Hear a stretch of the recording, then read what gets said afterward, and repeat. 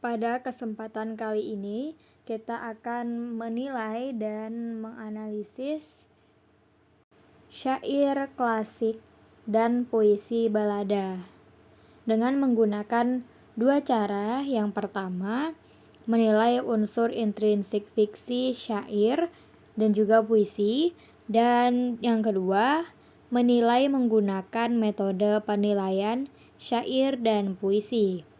Hal ini dilakukan bertujuan untuk mengetahui kelebihan dan kelemahan dari syair klasik dan puisi balada yang akan kita bahas.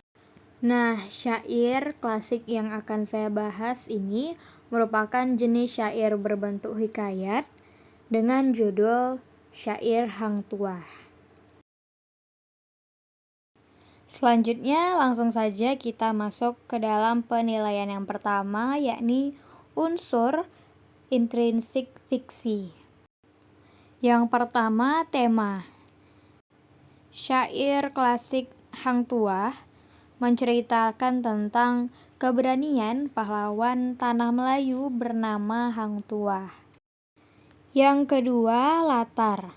Latar yang diambil dari syair ini yakni pada daerah Bintan, Kepulauan Riau. Yang ketiga, tokoh dari syair ini adalah Hang Tuah. Yang keempat, penokohan. Dalam syair ini, Hang Tuah digambarkan sebagai sosok yang berani, gagah, royal terhadap raja, serta bijaksana.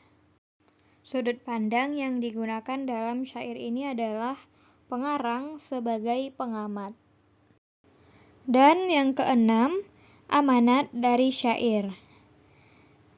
Amanat dalam syair ini adalah jadilah sosok pribadi yang memiliki keberanian tinggi, serta kita harus memiliki sifat loyal terlebih lagi terhadap orang-orang yang sudah menaruh kepercayaan yang tinggi kepada kita. Berikut tabel penilaian unsur intrinsik fiksi pada syair Hang Tuah dengan mendapatkan total sebanyak 6, yang mana masing-masing unsurnya mendapatkan skor sebanyak 1.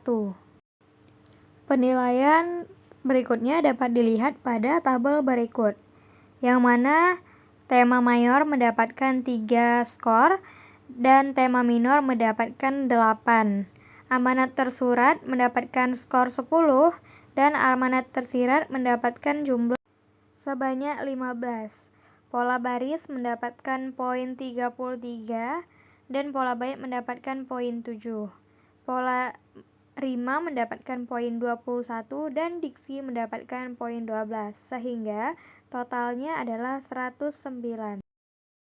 Analisis selanjutnya akan kita lakukan kepada puisi balada karya W.S. Rendra yang berjudul Balada Orang-Orang Tercinta. Langsung saja kita masuk ke dalam penilaian unsur intrinsik fiksi pada puisi balada ini. Yang pertama adalah tema. Tema dalam puisi ini tentang sebuah keraguan dalam hubungan, sebagaimana dalam kalimat, akankah kita sampai di altar? Selain itu, pengarang menggambarkan pasangan tersebut sebenarnya sudah mulai memasuki fase hubungan yang tidak sehat, yakni dengan cara saling menyakiti. Namun, keduanya memilih untuk tetap bertahan dengan rasa sakit tersebut karena cinta yang masih tersisa. Hal ini dibuktikan dalam kalimat, kita bergantian menghirup asam. Cinta membuat kita bertahan. Yang kedua, latar. Latar dalam puisi ini terdapat 2, yakni yang pertama siang dan yang kedua terowongan. Yang ketiga, tokoh. Tokoh dalam puisi ini adalah digambarkan dengan sosok kita. Selanjutnya, penokohan. Tokoh kita digambarkan sebagai sosok yang memiliki keraguan dan kebingungan atas kisah percintaannya. Sudut pandang yang digunakan dalam puisi ini juga menggunakan sudut pandang pengarang sebagai pengamat. Selanjutnya yang keenam adalah amanat. Amanatnya adalah kita harus bisa menetapkan keputusan atas hubungan yang sudah tidak kita yakini, apakah berpisah atau dilanjutkan dengan saling memperbaiki diri. Berikut penilaian terhadap unsur intrinsik fiksi pada puisi balada Orang-Orang Tercinta, yang mana mendapatkan total sebanyak 6. Penilaian tersebut masing-masing diberikan 1 kepada unsur latar, tokoh, penokohan, sudut pandang, tema, serta amanat. Unsur-unsur penilaian berikutnya pada puisi balada Orang-Orang Tercinta dapat dilihat pada tabel berikut, yang mana mendapatkan total sebanyak 61.